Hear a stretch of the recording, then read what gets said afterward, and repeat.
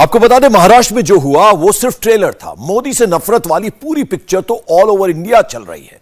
Barrister Owaisi इस anti Modi film के lead character है और मौलाना ब्रिगेड सपोर्टिंग रोल में है। भाईजान ने एक बार फिर विवादित ट्वीट किया, भारत के मुसलमानों के बारे में कहा कि वो मोदी की हिंदुत्ववादी सरकार की दया पर जी रहे हैं। मगर क्या वाकई ऐसा है? जवाब है नहीं। ये सिर्फ मोदी के खिलाफ माहौल बनाने वाली बातें हैं। माहौल सिर्फ मोदी के सियासी विरोधी नहीं बना रहे।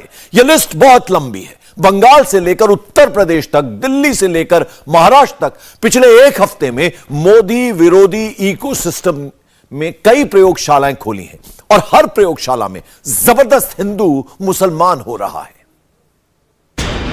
150 लोगों का हत्यारा है नरेंद्र मोदी, 150 लोगों का हत्यारा है। मेरे हाथ में पावर होता, ये 302 के मुकदमे में जेल में होता। ऐसा है, ये हमेशा से मुल्क के दुश्मन रहे हैं। आरएसएस इस मुल्क की गद्दार है, अंग्रेजों की चाटुकार है। माफीनामे लिख के दिया है कि हम आजादी की लड़ाई में हिस्सा नहीं लेंगे। आजादी के सर्टिफिकेट भी बांट रहे हैं कि कौन देशभक्त है कौन देशद्रोही है। जो हम तो जहर बोलते ही, हमारा काम ही जहर बोलना।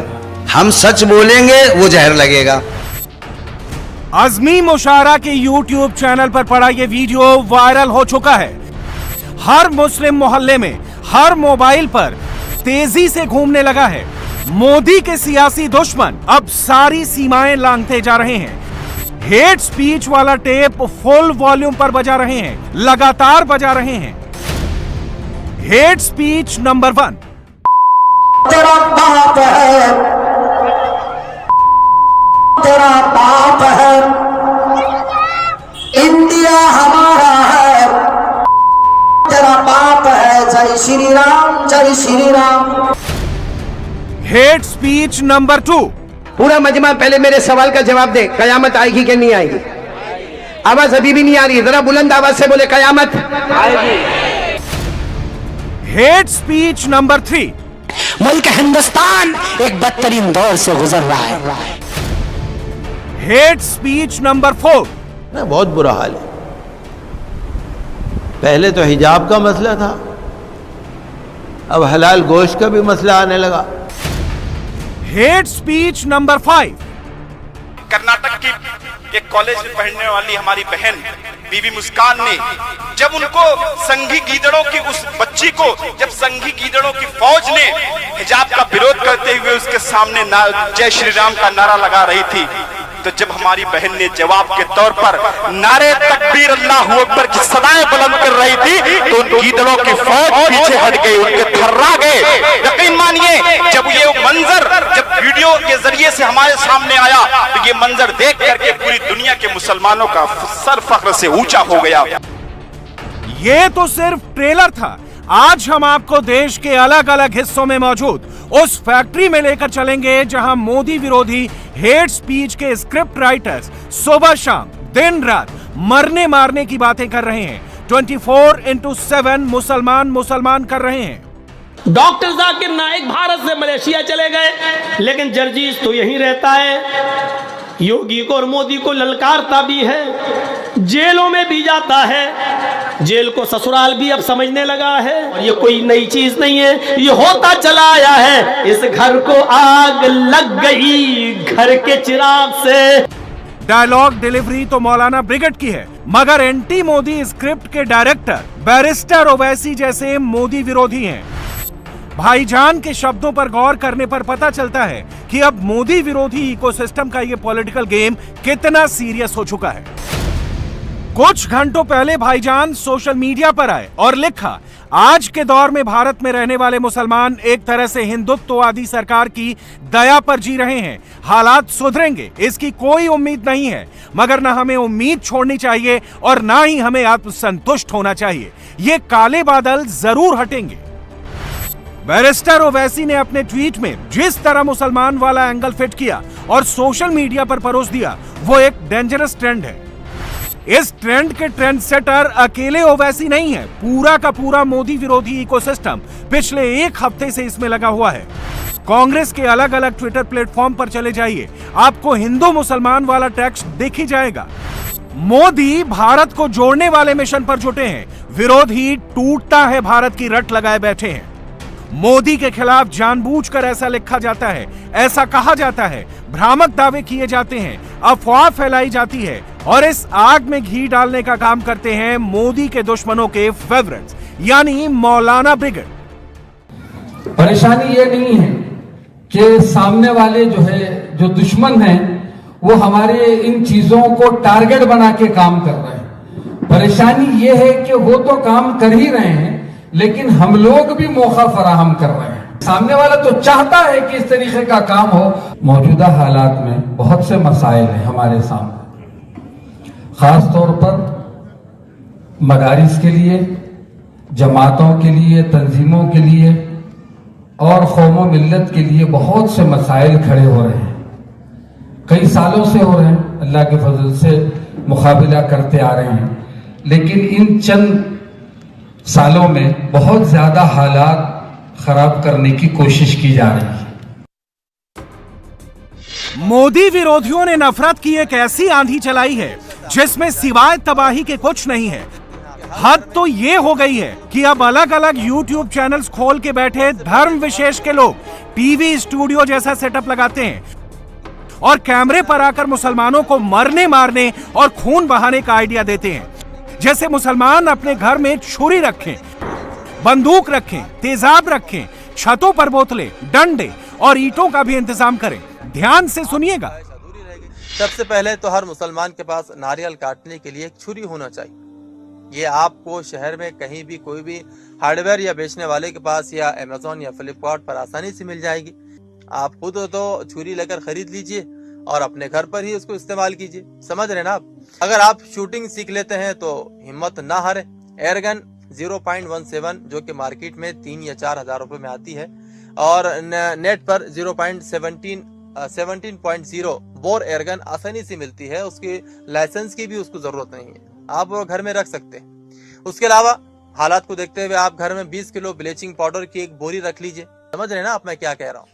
कोरोना के दौरान सफाई की जरूरत के लिए 10 लीटर तेजाब तो रखना जरूरी है। हर मुसलमान के घर में 40 से 50 कोल्ड ड्रिंक्स के शीशे की बोतलें हर वक्त रहना जरूरी है, क्योंकि पता नहीं कि मेहमान कब आ जाए और हमें उनकी जियाफत करनी पड़ जाए। घर में इजाफी पेट्रोल और डीजल भी होना चाहिए। घर में केरोसिन तेल भी रख ले। और वैसे छत पर भी बहुत सारी ईंटें और शीखे, डंडे वगैरह रखना चाहिए। जैसे ही ये वीडियो वायरल हुआ, ये शख्स एक बार फिर कैमरे पर आया, भड़काऊ बातों पर सफाई दी। कहा भड़काना इसका मकसद नहीं था, वीडियो गलती से बना।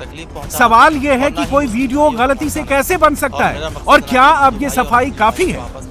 लड़ाने का अजीज दोस्तों, गुज़िश्ता दिनों हमारे चैनल के जरिए मेरी जानिब से जो वीडियो सोशल मीडिया के जरिए आप तक पहुंचा था, दरअसल उसका मकसद किसी का दिल दुखाना नहीं था। वो वीडियो जानबूझकर नहीं बनाया गया था, गलती से हो गया था, अनजाने में हो गया।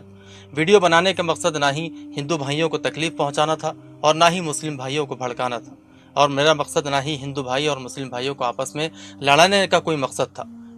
बात अगर सफाई देने की है, माहौल ना खराब करने की है, तो फिर ना जाने कितने भड़काऊ भाईजानों को माफीनामा वाला पोस्ट सोशल मीडिया पर डालना होगा। उन्हीं चेहरों में से एक चेहरा है इन जनाब का।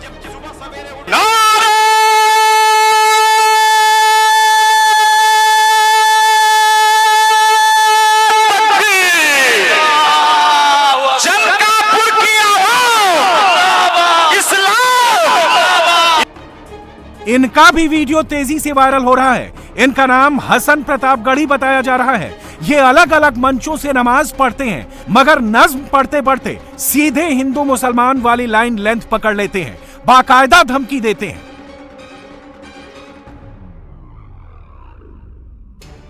अगर हम सब्र कर रहे हैं तो हमें कमजोर मत समझें। एग्जाम्पल के तौर पे अगर आप रास्ते से गुजर रहे हैं, एक शेर सो रहा है, तो आपका फर्ज बनता है, आपकी रिस्पॉन्सिबिलिटी बनती है कि आप रास्ते से चुपचाप गुजर जाएं। अगर आपने शेर को उंगली किया, हो सकता हो शेर बहुत गहरी नींद में सो रहा हो, जैसा कि आजकल कुछ मुसलमान सो रहे हैं, आपको कुछ ना बोले शेर फौरन, लेकिन अगर आपने शेर को उंगली करते ही रहे, अगर शेर जाग गया तो आपका क्या हश्र होगा, इसको आपसे बेहतर कोई नहीं जान सकता है। हम सब्र करने वाले हैं। इसका मतलब ये बिल्कुल नहीं है कि आप हमें कमजोर समझें। कुछ नफरत प्रस्त लोगों को ये बिल्कुल नहीं पसंद है, वो इस खूबसूरती को खत्म करना चाहते हैं। अगर वो इस खूबसूरती को खत्म करना चाहते हैं तो उनको मेरा एक मशवरा है कि वो शैतानों की बस्ती में अपना बसेरा कर लें। शाहीन बाग तो खत्म हो चुका है, मगर इन दिनों जब प्रतापगढ़ी साहब का मजमा लगता है तो इशारों में ये शाहीन बाग पार्ट 2 की धमकी भी देते हैं, और फिर जैसे ही शेरो शायरी शुरू करते हैं उसमें भी मिटने मिटाने की बात करने लगते हैं। अल्लाह के रसूल का एहकाम जिंदाबाद, इस्लाम जिंदाबाद है, इस्लाम जिंदाबाद। हो जाएंगे बर्बाद ये फिरऔन की औलाद, इस्लाम जिंदाबाद है, इस्लाम जिंदाबाद। नारे तकबीर,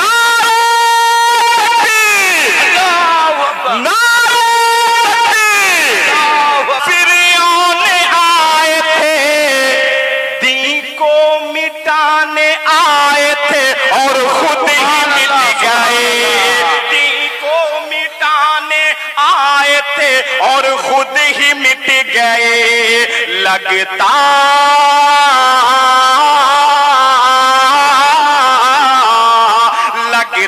है उनके नाम के अब आगे मुर्दाबाद, इस्लाम जिंदाबाद है, इस्लाम जिंदाबाद। हमारी माँ बहनें अब जालिमों से डरने वाली नहीं हैं, बल्कि उनकी आंखों में आंखें डालकर उनके मुकाबला करेंगी। पिछले दिनों जब पूरे मुल्क में शाहीन बाग का प्रोटेस्ट शुरू हुआ था, आपको मालूम होगा कि शाहीन बाग प्रोटेस्ट की बुनियाद हमारी माँ बहनें पड़ी थी। वो अगली सफ में खड़े होकर के इस जालिम हुकूमत के खिलाफ नारे तकबीर, अल्लाहू अकबर, हिंदुस्तान जिंदाबाद के नारे लगा रही थी। वो देखा होगा आपने, एक बूढ़ी माँ जिनकी उम्र तकरीबन 80-90 साल की होगी, बिहार के रहने वाली थी। दिल्ली के शाहीन बाग प्रोटेस्ट में 7 से 8 डिग्री सेंटीग्रेड की टेम्परेचर में न तो उन्हें ठंड रोक सकी, न तो पुलिस की लाठियां उन्हें रोक सकी। देखना होगा आपने टीवी चैनलों के जरिए उन बूढ़ी माओं को। अब हमारी माँ बहनें भी किसी से डरने वाली नहीं है। अब कुछ और चेहरों से आपकी मुलाकात कराते हैं। मौलाना और मुफ्ती ब्रिगेड में शामिल ये चेहरे भी इन दिनों नॉनस्टॉप जहरीली तकरीरें दे रहे हैं। कोई कह रहा है कि हिंदुस्तान के मुसलमानों में अजीब सी बेचैनी है, कोई कह रहा है कि गजवाए हिंद का ठेका तो मुसलमानों के ही पास है, तो कोई ये कहकर आग लगा रहा है कि डरो मत, मुस्लिम कौम डरने वाली नहीं है। सब कुछ ऑन कैमरा हो रहा है, दिन रात इनका टेलीकास्ट हो रहा है। आज सारी दुनिया के मुसलमानों में बेचैनी है, खासकर मुल्क हिंदुस्तान के मुसलमानों में, खासकर जहां से मैं बिलोंग करता हूं, जहां से मैं ताल्लुक रखता हूं। कि जालिम जितना भी जुल्म करे, एक वक्त ऐसा आता है जब रब की पकड़ आएगी। अल्लाह ने तुम्हें चुन लिया है, और मुझे तो ये उम्मीद भी लगती है कि जब ग़ज़वा हिंद होगा, मौला ताला इसी जमात से फरमाएगा, इसी जमात का इंतखाब होगा। मेरे अजीजों, तुम हमेशा इस बात पर तैयार रहना कि ये एक जान क्या है अगर हो करोड़ों, ये एक जान क्या है अगर हो करोड़ों। या रसूल अल्लाह, तेरे नामों पे सबको वारा करूं मैं। हर तरफ ये आवाज थी कि ये जीत जाएगा, वो जीत जाएगा, ये हार जाएगा, वो हार जाएगा, ऐसा हो जाएगा, वैसा हो जाएगा। मैं कहता कुछ नहीं होने वाला, कुछ होने वाला नहीं। क्यों? इसलिए कि मुसलमान किसी से नहीं डरता, हकीकत ये है। इन्हीं में से एक नाम मुफ्ती मुकर्रम अहमद का भी है। ये फतेहपुरी मस्जिद के शाही इमाम हैं। ये बातें तो अच्छी करते हैं, भाईचारे का संदेश भी देते हैं, मगर तकरीर में प्यार मोहब्बत वाली बातें करते करते अचानक जहांगीरपुरी पहुंच जाते हैं और ये बताने की कोशिश करते हैं कि बुलडोजर तो सिर्फ धर्म विशेष के लोगों पर ही चलता है, दंगाइयों और अपराधियों पर नहीं। शोभा यात्रा निकल रही थी, हालांकि पुलिस ने कहा कि इस यात्रा की हमने परमिशन नहीं दी थी, लेकिन बहरहाल निकाली लोगों ने, तलवारें घुमाई, हथियार दिखाए, उल्टे सीधे नारे लगाए, डीजे बजाए, मस्जिद के आगे खड़े हो गए।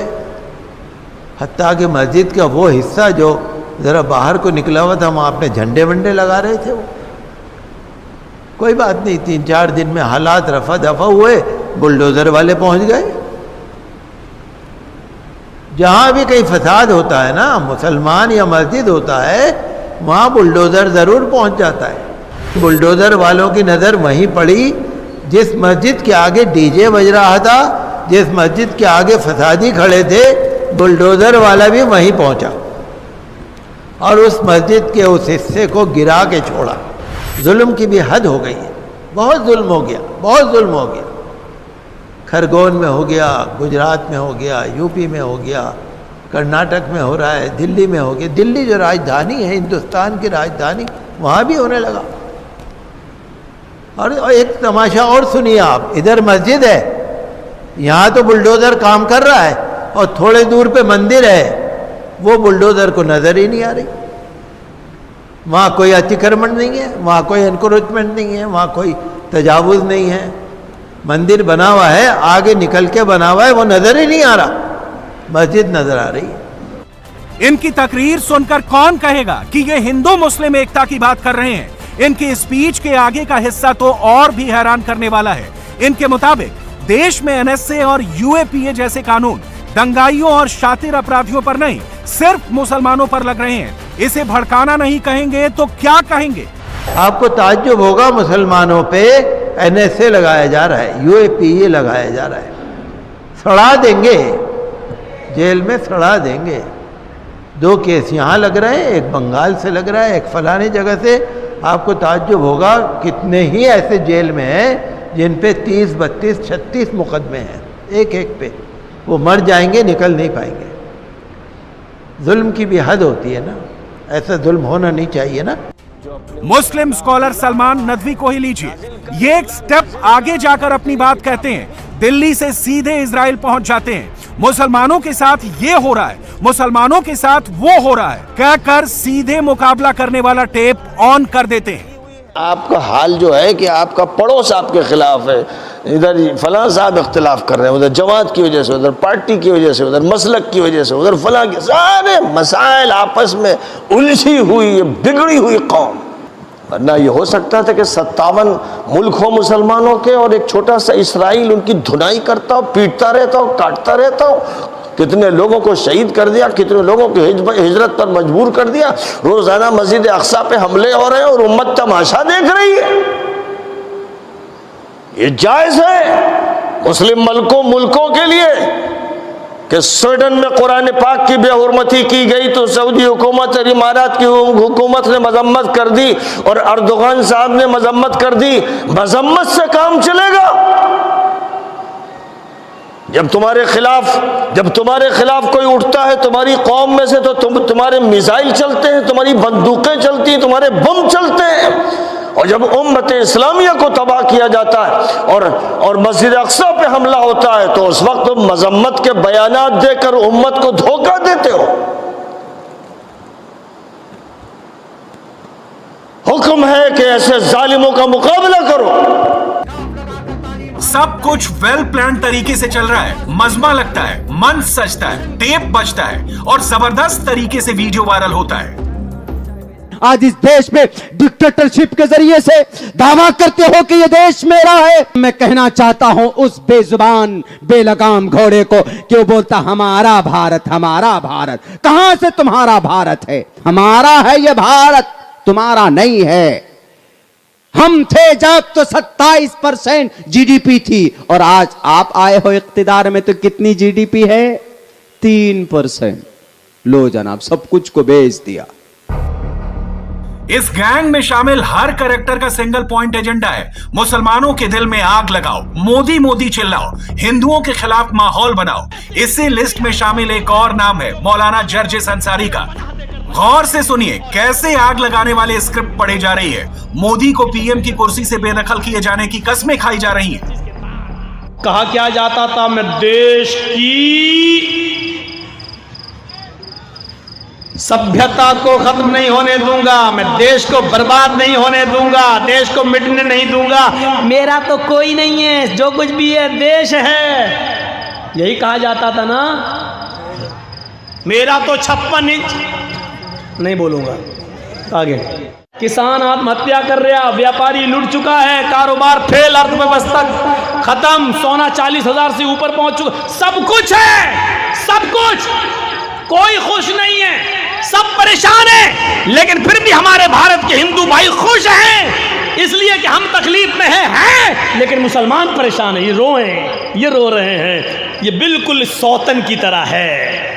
ये हिंदू भाई हमारे इसलिए पर खुश हैं कि तो कम से कम मुसलमान तो खुश नहीं है, हम परेशान हैं, लेकिन मुसलमान खुश ना रहे। ये सूरत हाल हो गई है हमारे हिंदुस्तान में।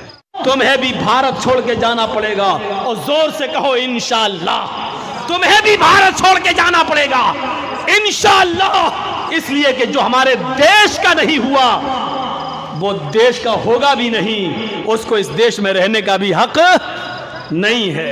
भारत के नहीं है, इसलिए जो भारत का नहीं है वो अंग्रेजों की तरह भारत से भागेगा इंशाअल्लाह, इंशाअल्लाह, इंशाअल्लाह।